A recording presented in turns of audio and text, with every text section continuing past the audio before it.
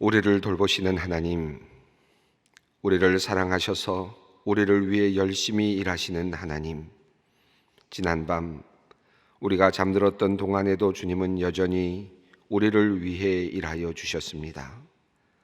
육체의 고단함을 회복시켜 주시고 복잡한 생각과 감정의 굴곡을 정리하여 주셨음을 감사드립니다. 다시 또렷해진 영성으로 건강해진 몸과 마음의 상태로 돌아오게 하셨으니 우리가 오늘 하루를 사는 동안 만나는 모든 사람들과 일들 속에서 넉넉함을 가지고 기쁨으로 승리하며 살아낼 수 있을 줄 믿습니다. 어제 받은 상처 때문에 다시 마음을 졸이거나 압박을 받지 않게 하시옵소서. 어제 저지른 실수로 인해 부끄러움이나 괴로움이 계속되지 않게 하여 주시옵소서. 부족한 사람들, 연약한 사람들이 함께 살아가는 세상이오니 우리의 잘못도 주님의 보혈로 용서하여 주시고 우리의 부족함도 성령님의 능력으로 다시 채워주시기를 간구합니다. 주님께 받아들여졌다는 감사함과 기쁨을 가지고 주님께서 함께 하신다는 자부심을 가지고 주님께서 나를 도우실 것이라는 기대감을 가지고 오늘 하루를 살게 하여 주시옵소서. 하나님, 오늘 이 자리에 나온 주님의 자녀들 중에는 애통하는 마음으로 주님의 이름을 부르는 사람들이 있습니다. 아이를 갖지 못한 아픔을 가지고 성전에 나와 눈물을 흘리며 술 취한 듯 기도하였던 한나와 같이 어찌할 바를 몰라 하며 주님께 나와 기도하는 슬픈 사람들이 있습니다. 하나님, 특별히 욕심이나 욕망을 이루려는 것이 아니라 생명의 위협을 느끼며 생전의 두려움 속에서 하나님 앞에 절규하며 기도하는 이들의 기도를 주님 긴급히 들어주시고 응답하여 주시기를 간구합니다. 남들에게 하기 어려운 이야기를 주님 앞에 나와 주님과 나만 아는 자리에서 주님께 호소하는 그 간절한 기도를 들어주시옵소서. 가정의 문제나 자녀의 문제, 부부간의 문제로 까맣게 타들어간 마음을 주님 앞에 내어놓는 이들의 아픈 사연을 주님께서 들어주시고 해결책을 마련하여 주시기를 기도합니다. 캄캄한 미래를 바라보며 두려움을 가지고 살아가는 이들, 폭력을 당하여 두려움과 수치심을 가지고 죽지 못해 살아가는 사람들, 오늘 먹을 것을 걱정하며 하루하루를 비참함을 경험하며 살아가고 있는 이들, 주님의 이름을 부르며 주님께 기도할 때에 하나님 이들의 기도를 물리치지 말아주시고 미루지 마시고 즉시 응답하여 주시옵소서. 하나님을 원망할 만한 큰 사건을 경험하고 그 상처가 남아있어 괴롭고 힘든 분들이 참으로 많이 있습니다. 사랑하는 사람을 먼저 떠나보낸 슬픈 사람들이 있습니다. 젊은 아들을, 어린 딸을 죽음에 빼앗긴 부모님들이 있습니다. 사랑하는 남편, 아내를 순식간에 잃어버린 이들이 있습니다. 잘 나가던 사업이 하루아침에 침몰하여 너무나도 힘든 시간을 보내는 이들이 있습니다. 불치의 병을 앓으며 시한부의 인생을 고통스럽게 채워가고 있는 분들이 또한 있습니다. 남들에게 말하기도 싫고 남들이 아는 것도 싫고 남들이 나를 걱정해 주는 것조차 받아들일 수 없어서 그저 눈물을 흘리며 참아내며 슬픔을 견디는 이들이 있습니다. 주님, 우리가 이들의 마음을 어찌 위로하며 다독일 수 있겠습니까? 하나님은 전능하시고 능력이 있으시니 주님께서 우리가 알 수 없는 방법과 방식으로 이들의 슬픈 마음을 위로하여 주시고 이들이 하나님을 향하여 가지고 있는 억울한 마음을 풀어주시기를 간구합니다. 그리고 이들이 이 땅에서의 남은 삶을 마지막까지 잘 살아낼 수 있도록 힘을 주시고 도울 사람들을 보내어 주시옵소서. 성령께서 끝까지 함께 하셔서 이들을 돌보아 주시기를 간절히 기도드립니다.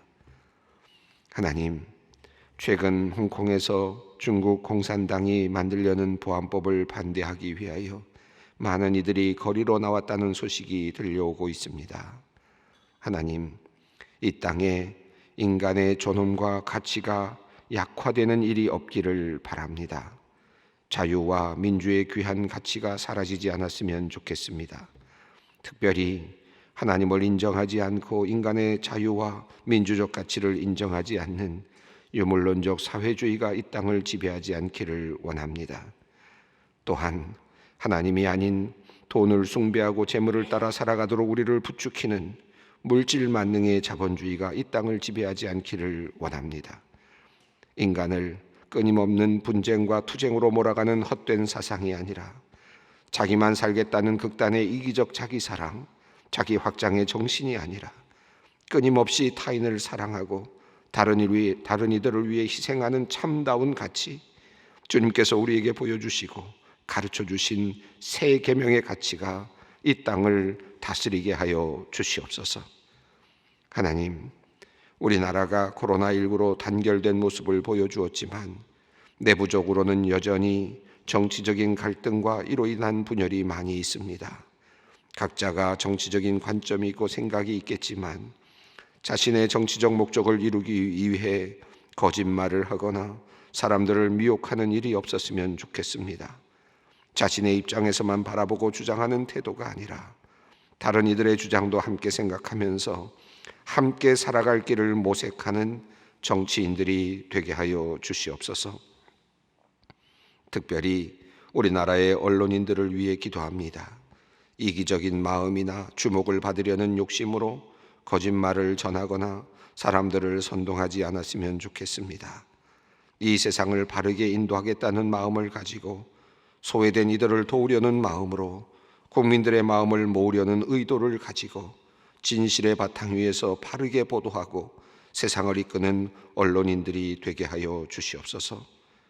특별히 기독교인으로 정치와 언론의 일에 종사하는 분들에게 바른 마음과 정신을 주셔서 이 세상을 아름답게 만드는 일에 공헌할 수 있도록 이끌어 주시옵소서. 하나님, 오늘도 주님의 말씀을 듣는 자리로 나아갑니다. 성령께서 역사하여 주시고 우리는 겸손한 태도와 마음으로 주님의 말씀을 듣고 마음에 새기게 하여 주시옵소서. 주님을 따르며 기쁨을 누리는 오늘 하루가 되게 하여 주시옵소서. 우리 주 예수 그리스도의 이름으로 기도 올리옵나이다. 아멘.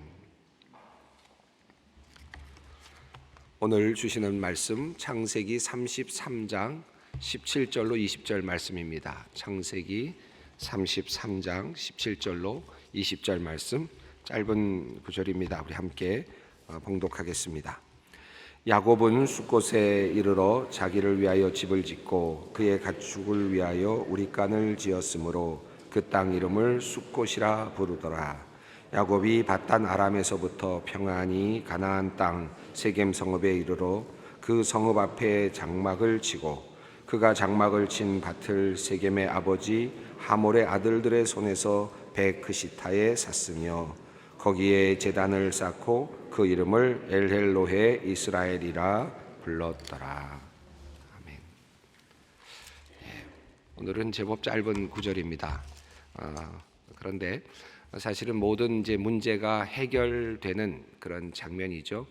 에서와 야곱의 그 모든 갈등들이 이제 해소되는 장면을 우리가 지난 시간에 보았고, 그리고 이제 각자 이제 헤어져서 각자의 자리에서 이제 정착하게 되는 장면이 오늘 내용입니다. 그리고 또 한편으로는 야곱과의 그 하나님께서 하셨던 그 약속들이 이루어지는 그런 장면이기도 합니다. 17절부터 마지막 20절까지 내용은 사실은 굉장히 짧고 아무런 별로 우리에게 주는 정보가 없는 듯 보이지만, 그러나 우리가 조금 더 깊이 들어가 보면 사실은 상당히 많은 그 내용들이 이 안에 숨겨져 있는 것을 우리가 살펴볼 수 있습니다. 이제 모든 문제가 다 해결됐죠. 그 형 에서를 만나고, 그리고 야곱이 이제 그 하나님의 얼굴을, 에서의 얼굴을 보면서 하나님의 얼굴을 보는 것과 같아, 이렇게 이야기를 했습니다. 그 지난 시간부터 제가 말씀을 드리면서 새벽 제단에서 이 이야기 속에서 얼굴이라는 말이 잘 나온다, 계속해서 나오고 있다는 말씀을 드렸습니다. 기억하실 것입니다. 앞부분에 보면은 이제 그 예물들을 내 얼굴 앞에 보낸다라는 말이 나왔고, 그 예물들과 종들을 내 얼굴 앞서 보내고 있다라는 표현이 나왔고, 그리고 또 내가 그 형을 대면하여 볼 것이다 라는 말이 나왔거든요. 그래서 대면하여 본다라는 말이 나왔습니다. 이것은 이제 얼굴을 본다는 뜻이죠. 그리고 이제 그가 나를 받아주리라라는 말이 나왔는데, 이 말의 뜻이, 원어의 뜻은 내가 그의 앞에서 얼굴을 들 것이다라는 그런 말씀이라고 제가 말씀을 드렸습니다. 그러니까 그 모든 화해, 에서와의 그 화해에 있어서 굉장히 중요한 단어로 등장하는 그 표현이 얼굴이었습니다. 내 얼굴 앞으로 보내고 내가 얼굴을 대면할 때에 내가 그 앞에서 얼굴을 들게 될 것이다. 그것이 진정한 이제 화해의 자리였죠. 그가 바라는 에서와의 만남에서 그가 마지막으로 생각했던 하나의 그 목표였습니다. 내가 그 에서 앞에서 얼굴을 들게 되는 그날, 그렇게 돼서 나를 받아주는, 에서가 나를 받아주는 그날을 생각하면서 이제 고향 땅으로 돌아가고 있었지 않습니까? 그런데 정작 먼저 만났던 것은 어떤 것이었습니까? 하나님의 사자 야복나루에서 먼저 만나서 그가 저르면서 이제 에서를 만나야 되는, 도망갈 수 없는 상태에서 에서를 만나야 되는 그런 장면까지 가게 되는데, 그때 그 하나님의 사자와 씨름을 하고 나서 하나님을 대면하여 보았으나 라는 말이 나오죠. 그러나 재앙을 받지 않는, 죽지 않았다. 하나님을 대면하여 보았다라는 표현이 나옵니다. 그리고 그 단어로, 그 말을 사용해서 하나님의 얼굴이라는 의미로 브니엘이라는 말을 썼죠. 그래서 브니엘의 경험을, 하나님과 먼저 하나님의 얼굴을 대면하여 보는 먼저 그것이 있고, 그리고 나서 에서를 대면하게 되죠. 지난 시간에 읽었던 말씀 중에 10절 말씀인데요, 33장 10절 말씀 보면, 야곱이 이르되 그렇지 아니하나이다. 내가 형님의 눈앞에서 은혜를 입었사오면 청하건대 내 손에서 이 예물을 받으소서. 내가 형님의 얼굴을 배운즉 하나님의 얼굴을 본 것 같사오며 형님도 나를 기뻐하심이니이다. 그렇게 이야기를 하고 있습니다. 자, 하나님의 얼굴을 먼저 보았고요. 그리고 나서 그 다음에 누굴 보았습니까? 그 다음에 에서의 얼굴을 보았고, 그런데 이제 하나님의 얼굴과 에서의 얼굴이 겹쳐지고 있습니다. 그러니까 이 얼굴을 본다라는 말은 화해라는 의미로 우리가 해석을 한다면, 그리고 그가 나를 받아주신다라는 의미로 해석을 한다면, 누가 먼저 받아주신 것입니까? 그 브니엘이라고 하는 야복나루에서 하나님의 사자가 이 야곱을 먼저 받아주셨죠. 받아주시면서 너는 이스라엘이다, 이제 하나님이 너를 다스린다 라고 하는 이름을 주시면서 받아주셨습니다. 하나님께서 그를 먼저 받아주시고, 그리고 나서 그에 따라서 에서가 그를 또다시 야곱을 받아주는 그런 장면이죠. 먼저 일어나는 일은 하나님께서 그를 받아주시는 일이었습니다. 이걸 우리가 먼저 늘 생각할 필요가 있습니다. 에서가 올라오는 장면, 400명을 거느리고 올라오는 장면에서 에서의 마음의 변화, 심경의 변화, 이런 것들은 성경에 나타나지 않습니다. 라반의 경우에는 나타나고 있지 않습니까? 라반이 쫓아오는 과정에서 하나님께서 개입하셔서 그의 목숨을, 또 그를 해치지 말라라고 하는 말씀을 주시고, 라반이 하나님의 그 명령을 받고 하나님 말씀을 듣고 두려워함으로 라반이 계약을 맺지 않습니까? 그렇게 해서 라반과의 야곱의 어떤 그 계약과 평화가 이루어지게 되는데, 에서와 야곱의 경우에는 어떤 조건이나 또는 어떤 특별한 계약이 없죠. 그리고 하나님께서 어떻게 그에게 나타나셔서 어떤 일을 하셨는지에 대한 묘사가 없습니다. 아마도 하나님께서는 그렇게 특별하게 나타나셔서 하지 않으신 것 같아요. 만약에 그랬다면 라반의 경우처럼 성경에도 그런 이야기가 나와야 되겠죠. 그런데 그런 이야기가 없는 것을 보면 하나님께서 뒤에서 이렇게 보고 계시지 않았을까. 그리고 야곱이 하고 있는 그 행동, 다시 말하면 앞서 재물을 보내고 예물을 보내고 또 종들을 보내고 또 앞서서 또 세 대로 나눠서 또 예물을 보내고 또 예물을 보내는 이 과정 속에서 에서의 마음이 풀어지고 에서의 마음이 열리고, 그래서 마지막 만날 때에는 적어도 야곱과 화해하는, 그런 장면이지 않았을까, 그런 생각을 해보게 됩니다. 에서가 처음부터 정말 그 뜨거운 마음으로 왔는지는 우리가 도저히 알 수 없는 상황입니다. 그러나 만나는 순간에는 화해가 이루어지는 모습을 우리가 보게 됩니다. 에서와 야곱의 화해의 그 숨은 곳에 누가 있습니까? 하나님이 계시는 거죠. 하나님께서 이미 모든 것을 열어놓으시고 다 만들어 놓으시고 미리 밑작업을 다 하신 것입니다. 물밑 작업을 다 하시고 그리고 우리가 그 일을 경험하게 하시는 것입니다. 우리가 지금 이렇게 좋은 관계를 맺고 살고 있고 또 좋은 환경 속에 살고 있는 이 모든 것들 그 배후에는 하나님의 일하심이 있다 하는 사실을 우리가 깊이 생각해 볼 필요가 있겠습니다. 자, 이제 모든 것이 해결이 되고 이제 숫곳에 이르게 되는데 세일로 가십시오. 나도 곧 따라가겠습니다. 라고 이렇게 야곱이 이야기를 하는 장면이 나왔었는데 결국은 야곱은 마지막에 세일로 가지 않았습니다. 아마 세일을 갔으면 어떻게 됐을까? 우선 첫 번째로는 약속의 땅이 아닌 곳에 살게 되는 문제가 생겼고, 또 세일에 만약에 갖게 됐다면 아마도 에서와의 관계가 틀어지면서 아마 더 큰 문제가 생기지 않았을까 하는 생각이 듭니다. 지혜롭게도 야곱은 이제 정말 가까스로 화해가 이루어졌기 때문에 그 화해를 이루는 상태에서 그것을 유지하고 싶었을 것 같아요. 어쩌면 라반처럼 그곳에서 어떤 돌무더기를 쌓고 어떤 조약을 맺고 싶었을 마음도 있었을 것 같습니다. 그러나 그렇게 하지 않았고 조심스럽게 형을 세일로 돌려보내고는 자기가 거할 곳으로 이제 이동을 하게 됩니다. 대략 이동 경로를 보면 제가 지난 시간에도 말씀드렸습니다만 제가 지도를 보여드리지 못하는 아쉬움이 있는데 요즘에는 화면으로 지도 보여드리고 이런 것들이 쉽지가 않아서 어쨌든 이렇게 말로 설명을 합니다만은 갈릴리 바다가 있고요. 이렇게 위에 있습니다. 밑으로 요단강이 흘러내려오고 있고 밑으로 사해 바다가 이렇게 있어요. 그래서 갈릴리 바다, 사해 바다 사이에 요단강이 있습니다. 한 3분의 2쯤 부근에 야복나루가 있고 요단강 지류죠. 요단강이 흘러가는 곳에 지류가 이렇게 흘러가고 있습니다. 야복나루를 건넜거든요. 건너서 에서를 만났습니다. 에서를 만난 다음에 그 밑으로 내려가면, 그러니까 사해 쪽에 오른쪽으로 내려가면 세일이라고 하는 땅입니다. 그러니까 에서가 살고 있었던 땅인데 그 밑으로 내려가질 않고 다시 그 야복나루를 아마도 위로 건너 올라간 것 같아요. 올라가서 숫곳이라고 하는 곳에서 잠시 머무르게 됩니다. 그리고는 세겜이라고 하는 곳은 어떤 곳이냐 하면 요단강을 직접 건너서 이 서쪽에 있는 곳으로, 가나안 땅이죠. 가나안 땅 부근으로 들어가는 곳입니다. 그 세겜 땅에 이제 정착을 하게 되는 내용입니다. 17절을 보면 야곱은 숫곳에 이르러 이렇게 되어 있는데 이 숫곳은 출애굽기 12장 37절에 나오는 숫곳과는 다른 곳입니다. 이름은 똑같지만 위치상으로 그곳일 가능성이 없습니다. 그래서 다른 지역일 것이다 라고 학자들은 보고 있습니다. 이 야곱이 말하는 이 숫곳, 여기서 말하는 숫곳은 야복나루 근처에 있는 숫곳이어야 되고, 그리고 애굽에서 올라오는 곳은 애굽에서 처음으로 나오자마자 맞닥뜨린 홍해를 건너기 전에 있었던 곳이기 때문에 저 밑에 있어야만 되는 곳입니다. 그래서 이 숫곳과는 좀 다른 곳입니다. 우선은 숫곳에 이르러서 자기 집을 짓고 그의 가축들을 위하여 우리간을 지었으므로 그 땅 이름을 숫곳이라 부르더라.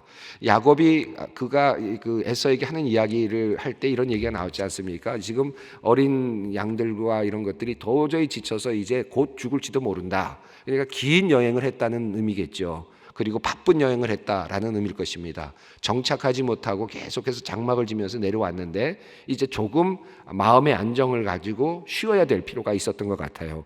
또 그리고 에서에게도 그것을 보여주어야만 했을 가능성이 있습니다. 잠시 쉬고 있다라는 것을 보여줄 필요가 있었기 때문에 숫곳이라는 곳에서 우리간을 지었다는 말은 이제 움직이지 않는 어느 정도의 기간 동안 충분히 쉼을 쉬는 그런 잠시 정착하는 그런 기간을 거쳤다는 뜻이겠죠. 그래서 숫곳이라는 곳에서 잠시 머물렀다가 이제 18절입니다. 한번 읽어보겠습니다. 야곱이 밧단 아람에서부터 평안히 가나안 땅 세겜 성읍에 이르러 그 성읍 앞 장패 장막을 치고, 야곱이 이제 드디어 어디까지 왔느냐 하면 세겜이라고 하는 곳에까지 이르게 되었습니다. 이 세겜이라고 하는 것이 어디였는지 아마 여러분 기억을 하시는 분들도 계실 텐데 창세기 12장에 나오는 내용입니다. 한번 그 내용은 여러분께 띄워드릴 테니까 한번 보시죠. 5절부터 6절, 7절인데 한번 같이 화면 보시면서 읽어주셔도 좋겠습니다.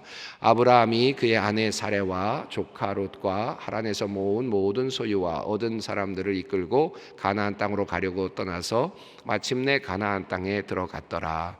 아브라함이 그 땅을 지나 세겜 땅 모래 상수리 나무에 이르니 그때 가나안 사람이 그 땅에 거주하였더라. 여호와께서 아브라함에게 나타나 이르시되 내가 이 땅을 네 자손에게 주리라 하신지라. 자기에게 나타나신 여호와께 그가 그곳에서 제단을 쌓고. 자, 그러니까 이 본문을 보시면 세겜이 나타났는데요. 세겜이 어떤 장소인지 이제 이 12장에서 나오죠. 아브라함을 선택하신 다음에 하란에서부터, 하란은 지금 그 야곱이 떠나온 곳이지 않습니까? 그러니까 똑같은 이동의 경로를 지금 거치고 있습니다. 아브라함이 이동했던 그 경로와 똑같이 이제 야곱이 이동을 했는데 내려와서 세겜이라고 하는 곳에 이르렀습니다. 가나안 땅을, 이 루트가 좀 다르죠. 한쪽에서는 아마도 아브라함은 동쪽, 그러니까 갈릴리 동쪽으로 아마 내려왔던 것으로 보여지는데, 그런데 지금 이 야곱은 아마 아니요, 서쪽으로 내려왔다고 보여지는데 야곱은 동쪽으로 이렇게 내려온 것 같습니다만은, 그러나 이제 세겜으로 올라가서 야곱은 아브라함이 있었던 바로 그 자리에 이제 가게 됩니다. 그런데 조금 전에 읽은 것처럼 하나님께서 세겜 땅에 이르렀을 때 하나님께서 뭐라고 말씀하셨습니까? 내가 이 땅을 내 자손에게 주리라. 누구를 지칭한 것이었습니까? 이제 야곱에게 줄 그 땅이었죠. 바로 그 야곱에게 줄 바로 그 땅이었던 것이 이제 오늘 이제 이루어지는 것을 보게 됩니다. 그런데 자세히 보면 우리가 나중에 좀 더 이야기하겠습니다만은 이 세겜 땅은 가나안을 지나쳐서 온 곳이었습니다. 조금 전에 읽은 말씀을 자세히 보시면 그렇게 이야기가 되고 있는데, 가나안 지역이지만 가나안 변방 지역입니다. 그래서 세겜이라고 하는 땅으로 지나서 왔다 했는데 하나님께서 이 땅을 주시겠다, 이 땅도 주시겠다라고 말씀하셔서 거기에서 제단을 쌓았다라고 했습니다. 자, 그러니까 야곱이 도착한 이 밧단 아람에서 세겜 성읍까지 왔다는 이야기는 이제 드디어 약속의 땅에 도착했다라는 뜻이고, 하나님께서 아브라함에게 약속하셨던 그 자손에게 주리라고 하는 그 땅으로 도착했다라는 그런 표현이겠습니다. 여기에 이제 장막을 치고 야곱은, 이스라엘은 이제 여기서 살기 시작을 합니다.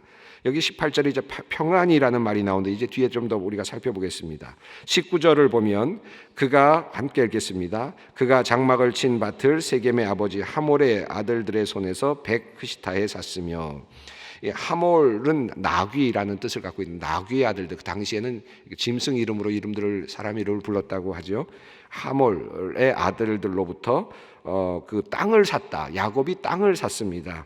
백크시타에 샀다 그러는데 정확하게 어느 정도의 가치인지 모르는데 학자들은 1크시타가 양 한 마리 가격, 100크시타면 100마리 가격 이렇게 생각하기도 하는데 정확한 가치를 알지는 못하는 것 같습니다. 어쨌든 많은 양의 어떤 돈을 주고 또는 재물을 주고 땅을 이제 사게 된 거죠. 이 땅은 나중에 요한복음 4장 5절에 이제 그 내용이 잠깐 나오는데 수가성 여인에 대한 이야기가 나오지 않습니까?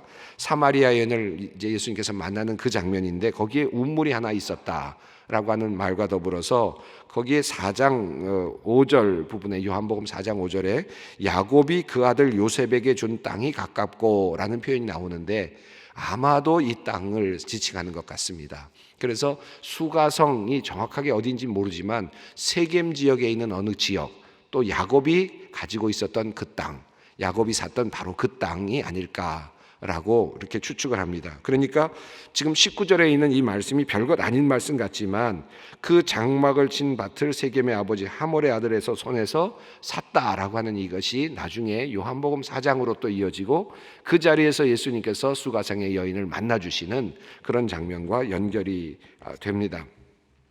자, 그곳에서 세겜에서 이제 야곱은 제단을 쌓았습니다. 거기 20절을 한번 읽어보겠습니다. 거기에 제단을 쌓고 그 이름을 엘헬로헤 이스라엘이라 불렀더라.